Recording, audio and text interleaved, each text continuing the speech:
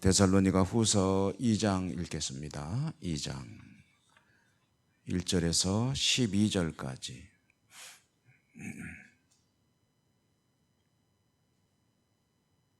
교독합니다. 1절에서 12절까지. 형제들아, 우리가 너희에게 구하는 것은 우리 주 예수 그리스도의 강림하심과 우리가 그 앞에 모임에 관하여 영어로나 또는 말로나 또는 우리에게서 받았다는 편지로나 주의 날이 이르렀다고 해서 쉽게 마음이 흔들리고 두려워하거나 하지 말아야 한다는 것이라. 누가 어떻하여도 너희가 미혹되지 말라. 먼저 배교하는 일이 있고 저 불법의 사람 곧 멸망의 아들이 나타나기 전에는 그 날이 이르지 아니하리니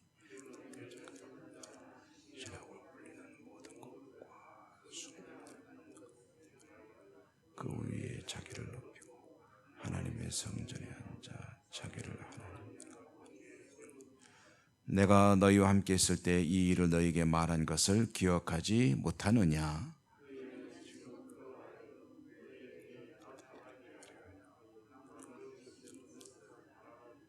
불법의 비밀이 이미 활동하였으나 지금은 그것을 막는 자가 있어 그 중에서 옮겨질 때까지 하리라. 그때 기운으로 그를 죽이시고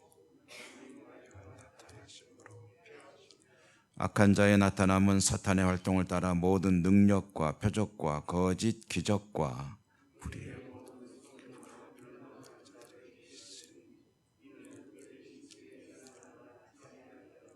구원함을 받지 못합니다.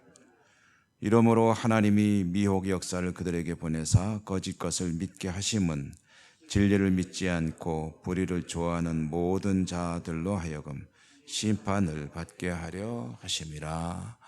아멘. 주님 은혜 함께 하시기를 기원합니다. 데살로니가 교회로 이제 편지를 2번 보냈죠. 사도 바울이. 전서와 후서. 2번 다 보낸 이유는 잘못된 종말에 대한 이해 때문입니다. 전서를 보낼 때는 무슨 문제 때문에 그랬냐면은 주님이 오시기 전에 믿음을 가지고 살다가 죽는 것이 잘못된 거라고 이해를 하고 있었습니다. 그래서 죽으면은 주님 오실 때 맞이할 수 없는 거 아니냐, 그렇게 생각하는 사람들 때문에 사도는 먼저 주 안에서 잠든 자들은 주님 오실 때 다 일어날 것이다 라는 이야기를 들려주었습니다. 이제 후서에서는 이제 뭐가 문제가 됐냐면은 어제도 말씀드렸지만 주님이 이미 오셨다라는 소문이 돌고 있는 겁니다. 주님이 이미 오셨다. 그로 인해서 어떤 일이 벌어질지는 우리가 잘 알고 있죠. 과거에 그런 역사들이 너무 많기 때문에 오늘 말씀 2장 2절에 보면은 영으로나 또는 말로나 또는 우리에게서 받았다는 편지로나 주의 날이 이르렀다고 해서 쉽게 마음이 흔들리거나 두려워하거나 하지 말아야 한다는 것이라 라고 했는데, 이게 이제 무슨 얘기냐면 누군가가 거짓 소문을 퍼뜨리는데 그 근거가 뭐냐라고 물어보니까 심지어는 사도 바울이 직접 편지를 보냈다라고 거짓 소문을 퍼뜨리는 사람까지 있다는 겁니다. 이렇게 사도 바울이 소식을 전했다든가 편지를 보냈다든가 하면서 이제 나름대로 권위를 갖추고 거짓 소문을 퍼뜨리는데, 이런 소문 때문에 미혹되지 말아라, 속지 말아라 라고 얘기하는 거죠. 그러면은 이제 이 교인들한테 뭔가 이제 기준을 줘야 되잖아요. 그럼 주님이 오시는 건 틀림없죠. 틀림없는데 오시기 전에 이런 일이 먼저 있은 후에 오실 터이니 누가 뭐라 그러든 간에 이런 일이 있기 전에는 미혹되지 마라 라고 하면서 이제 몇 가지를 얘기해 주는 겁니다. 그 오시기 전에 있게 될 상황이 오늘 이제 우리가 읽은 내용 속에 다 들어 있는데요. 첫째로는 배교하는 일이다. 배교라는 것은 좁게 보면은 이미 신앙을 가진 사람들이 대대적으로 주님을 거부하는 그런 상황이 벌어질 것이다 라는 이야기.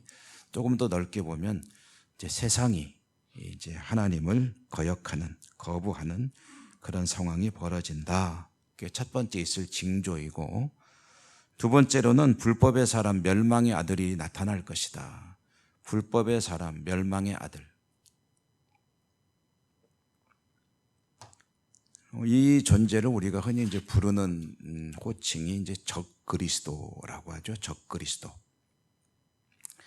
적그리스도가 먼저 나타나서 뭔가 좀 소동을 벌인 뒤에야 주님이 오신다.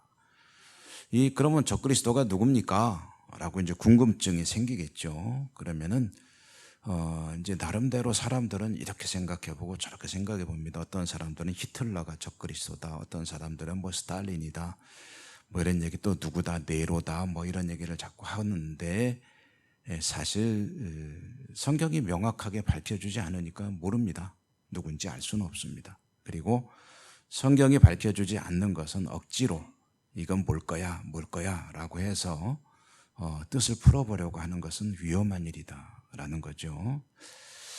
이 적그리스도가 나타나서 뭔가 이제 주님을 대적하는 일들을 하게 되는데, 그 중에서 이제 교회가 알 수 있는 일은 뭐냐면은 교회 공동체를 장악하려고 하고, 그리고 하나님 대신 자신이 높임을 받으려고 한다. 이제 이런 얘기입니다. 이런 일이 있은 후에야 주님이 오신다라는 말씀을 이제 들려주는 거죠. 다만 그 적그리스도가 아직은 활동을 하지 못하고 있는데, 그 이유가 뭐냐면 그를 막는 힘이 있기 때문이다. 6절에 이제 그 내용이죠. 6절 말씀에 보면은 너희는 지금 그로 하여금 그의 때에 나타나게 하려 하여 막는 것이 있는 것을 아나니, 막는 것, 이게 적그리스도의 활동을 이제 제어하고 있는 어떤 힘이 있다라는 겁니다. 그러면 또 이제 궁금해지죠. 그게 뭡니까? 역시 알 수 없습니다. 보통 학자들이 해석해 보기에는 한 10가지 정도나 이게 뭐다라고 얘기를 하는데, 어떤 경우에는 이제 로마 제국이라는 힘이 그것을 막고 있다라는 것부터 시작해가지고 성령께서 막고 계신다라는 말까지 있는데, 그 어느 것도 하나 이렇게 시원하게 밝혀주는 그런 해석은 없습니다. 그래서 역시 잘 모르겠고요. 어쨌든 어떤 힘이 있어서 그 뒤에는 이제 하나님이 계시겠죠. 하나님 어떤 힘을 사용해서 적그리스도가 대대적으로 본격적인 활동을 하지 못하도록 아직은 막고 계신다라는 말씀인데요. 어쨌든 이 데살로니가 후서에는 해석하기 어려운 내용들이 이렇게 두어 가지 들어있기 때문에 뜻을 명확히 알 수는 없습니다만은 결론은 정확하게 나옵니다. 결론은 어떻게 나오냐면 8절 이하에 나오는데요. 그 적그리스도가 나타나서 일단은 활동을 하고 교회도 혼선을 겪고 혼란을 겪게 되겠지만 주님이 오셔서 그를 멸하실 것이다 라는 겁니다. 그를 멸하실 것이고, 성도들 가운데 미혹되어 적그리스도를 따르는 이가 있다면 그는 구원에 이르지 못할 것이다 라는 그런 확실한 얘기를 해주는 거죠. 그러니까 이제 너희가 잘 알지도 못하는 그 소문의 현혹이 돼서 엉뚱한 그런 길로 자꾸 간다면 구원에 이르지 못할 수도 있으니 지금 그 믿음을 잘 지키라라는 이야기를 이제 들려주는 거죠. 사실 이것은 우리에게도 굉장히 중요한 그런 가르침이 아니겠습니까? 주님을 믿는 일에 소홀해지고, 또 주님이 아니라 자신을 따르도록 뭔가 유혹을 하거나 강요를 하거나 그런 일이 있을 때, 그것은 이제 말하자면 적그리스도와 같은 역할을 하는 게 되겠죠. 그런 일이 있을 때 성도가 그런 일에 흔들리지 않고 미혹되지 않고 현혹되지 않고 오직 주님 오실 그 날을 고대하며 말씀 위에 뿌리를 내리고 견고하게 신앙을 지켜야 된다라는 것이 이제 정확한 그런 그 신앙의 지향점이 되겠죠. 말씀 신앙에 견고하게 뿌리를 내리면은요, 이런 일에 대해서 염려할 필요가 없습니다. 대부분의 신앙이 견고한 성도들은 사실은 이미 잘 준비가 되어 있죠. 그래서 누가 몇 월 며칠 날 온다, 뭐 이렇다 저렇다, 주님을 거역할 것 같은 그런 일들이 있다 그러면은 사실 거기에 흔들릴 일은 가능성은 높지는 않습니다만은, 그러나 아직 이 말씀 신앙에 뿌리를 내리지 못하고 있다거나 또는 그런 성향이 좀 강한 이들이 있습니다. 이런 일에 굉장히 호기심이 많고, 그리고 이런 일이 있으면은 뭔가 자꾸 이렇게 흔들흔들하는 분들이 있거든요. 이제 그런 이들은 정말 불필요한 영적 호기심이나 또는 말씀에 뿌리를 내리지 못한 신앙으로부터 빨리 탈피해야죠. 탈피해서 오직 하나님 말씀만이 우리 신앙의 유일한 근거가 됩니다. 터가 됩니다. 라는 그런 믿음을 다져나갈 때 이런 위험으로부터 스스로를 지키고 또 교회를 지키는 그런 믿음이 될 것입니다. 우리에게는 오직 주님 그리고 주님의 말씀만이 신앙의 표준이 되어야 합니다. 오늘도 말씀 위에 힘차게 살아가는 복된 하루가 되시기를 축복합니다. 은혜로우신 하나님 감사합니다. 데살로니가 교회의 문제를 통해서 오늘 이 시대 저희들 그리고 우리 교회들을 돌아보게 됩니다. 오직 주님 그리고 주님 말씀 외에 그 어떤 것도 우리 신앙의 근거나 표준이 될 수가 없는데 때로는 그런 것들에게 눈을 돌릴 때가 있는 것이 현실입니다. 연약한 저희들 불쌍히 여겨주시고 말씀 신앙으로 새롭게 견고한 신앙으로 승리하는 그런 믿음으로 살아갈 수 있도록 축복하여 주시옵소서. 오늘도 기도합니다. 우리의 기도를 들으시고 은혜 내려 주시옵소서. 예수님 이름으로 감사하고 기도드립니다. 아멘.